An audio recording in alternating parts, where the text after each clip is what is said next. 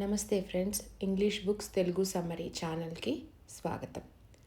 మనము చివరి వీడియోలో తెలుసుకున్నాము, ఈ ప్రపంచ సంఘటనలకి, ప్రకృతి వైపరీత్యాలకి కారణం మానవుల సమూహ చైతన్యం. ఇప్పుడు భగవంతుల వారిని రచయిత గారు అడుగుతారు, మరైతే ఈ ప్రకృతి వైపరీత్యాలని మనం తప్పించుకోవడానికి ఏదైనా సులువైన మార్గం ఉన్నదా అని అడుగుతారు. దానికి భగవంతుల వారు ఇలా చెప్తారు, బయట పరిస్థితులు మారితేనే శాంతి వస్తాయి అనుకోవడం కాదు, లోపల చైతన్యం మారితేనే బాధ తగ్గుతుంది అని చెప్తారు. బయట సంఘటనల్ని నీవు మార్చలేవు, కాబట్టి లోపల అనుభవాన్ని మార్చు, అంటే ఆ సంఘటనని చూసే దృష్టికోణాన్ని మార్చు అని అంటున్నారనమాట. ఉదాహరణకి ఒక కష్టం వచ్చింది అనుకో, నువ్వు ఇలా అనుకోవచ్చు, నాకే ఎందుకు ఇలా జరిగింది అని అనుకోవచ్చు, లేదా ఇది నాకు ఏమి నేర్పిస్తుంది అని అనుకోవచ్చు.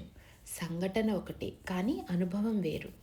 సో నువ్వు చూసే విధానం మార్పు చేసుకోవడం ద్వారా ఆ బాధను తగ్గించుకోవచ్చు అని చెప్తున్నారు.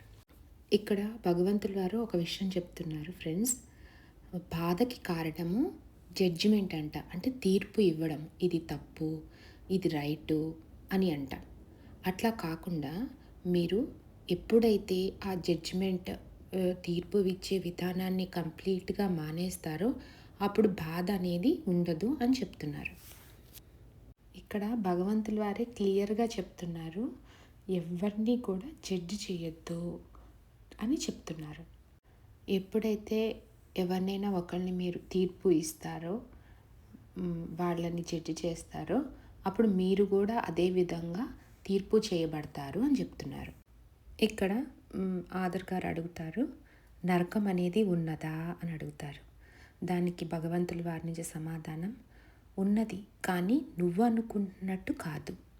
ఇక్కడ భగవంతుల వారు ఏం చెప్తున్నారంటే, ఆ నరకం అనేది కూడా మన సరికాని ఆలోచనల వల్ల ఏర్పడుతుంది అని చెప్తున్నారు.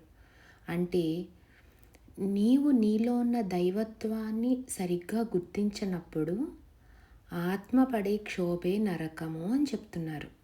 మనకేమో చిన్నప్పటి నుంచి మంచి చేస్తే స్వర్గం, చెడు చేస్తే నరకం అని చెప్పారు. అంటే మంచితనం భయం పైన ఆధారపడింది.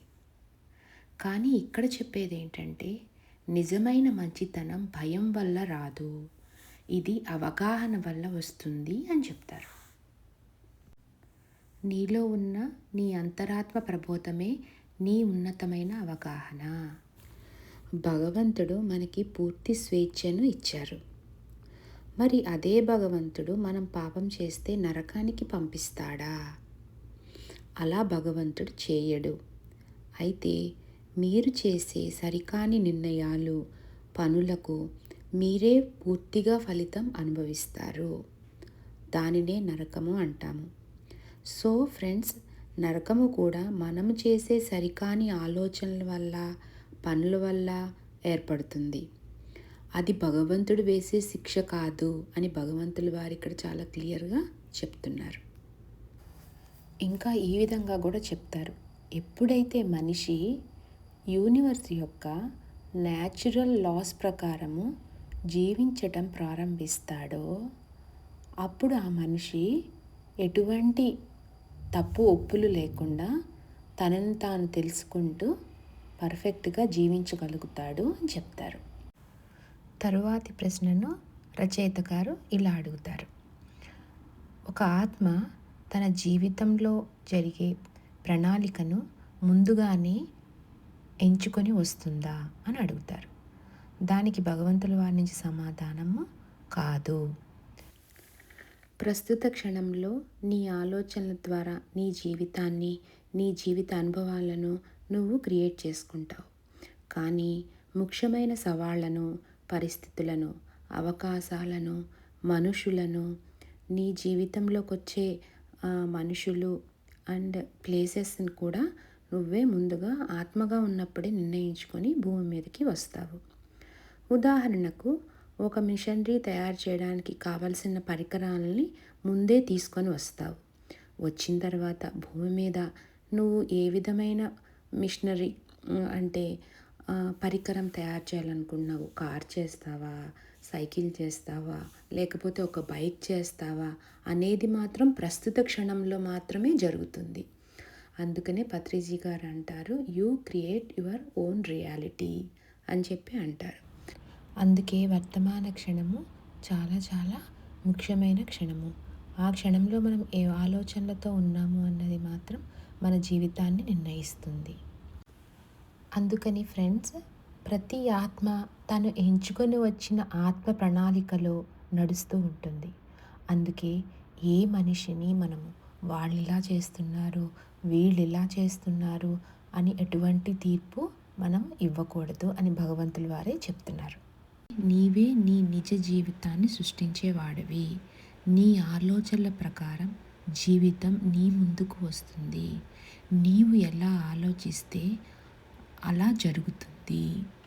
నీ ఆలోచనలే అన్నిటికీ జన్మనిచ్చే తల్లిదండ్రులు లాంటివి. ఇది సృష్టిలో ఒక నియమం అని చెప్పారు. మన జీవితంలో జరిగే ప్రతి ఒక్క సంఘటన అది యాదృచ్ఛికంగా జరిగినది కాదు. అది మన ప్రణాళికలో ఒక భాగమై ఉండొచ్చు, లేకపోతే మన జీవితంలో ఆ పరిస్థితిని మనమే మన ఆలోచనల ద్వారా మన జీవితంలోకి ఆహ్వానించి ఉండొచ్చు. అది మనం బాగా గుర్తుంచుకోవాలి. ఇప్పుడు భగవంతుల వారు యూనివర్స్ యొక్క నియమాలను చెప్తారు. ఒక్కొక్కటిగా విందాం. మొదటిది, నువ్వు ఏది ఊహించుకుంటే అది చేయగలవు, పొందగలవు, అది అవ్వగలవు అంటున్నారు. అంటే ఏంటంటే, నువ్వు ఏది ఇమాజిన్ చేసుకుంటే, నేను ఇది అవ్వగలను అని నువ్వు ఇమాజిన్ చేసుకుంటే అది నీ జీవితంలోకి వస్తుంది. రెండవ నియమం, నీవు భయపడినది నీ జీవితంలోకి వస్తుంది. అది అట్రాక్ట్ చేసుకుంటాము అంట.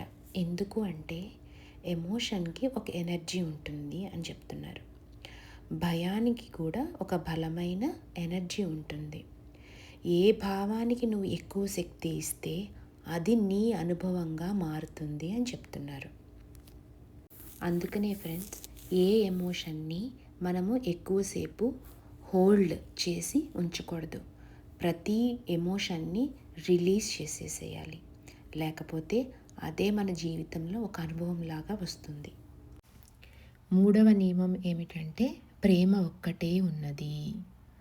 అంటే అత్యున్నత సత్యంలో, గ్రాండెస్ట్ ట్రూత్లో అంట లవ్కి చాలా చాలా ముఖ్య స్థానం ఉన్నది అని చెప్తున్నారు. ఈ విశ్వం అంతా కూడా ప్రేమతో నిండి ఉన్నది. నీవు పరిపూర్ణంలోకి వెళ్ళినప్పుడు ప్రేమలోకి వెళ్తావు. ప్రేమను అనుభవించడము అంటే భగవంతుణ్ణి దర్శించడము అని చెప్తున్నారు.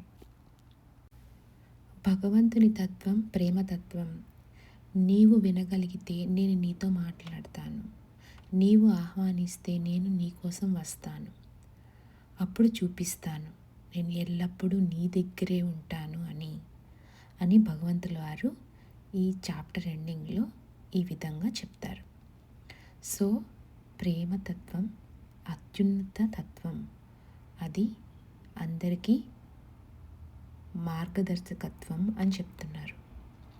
ఎప్పుడైనా మన ఆలోచనలు ప్రేమతో నిండేటట్టు చూసుకోవాలి అని చెప్తున్నారు. ఓకే ఫ్రెండ్స్, ఈ వీడియోలో ఫస్ట్ చాప్టర్ కంప్లీట్ అయింది. నెక్స్ట్ వీడియోలో మనం సెకండ్ చాప్టర్ గురించి తెలుసుకుందాం. నేను మెడిటేషన్ ఎలా చేయాలి అన్నదాన్ని లాస్ట్ క్లిప్లో ఇచ్చాను, మీరు అది చూడగలరు. Thank you friends.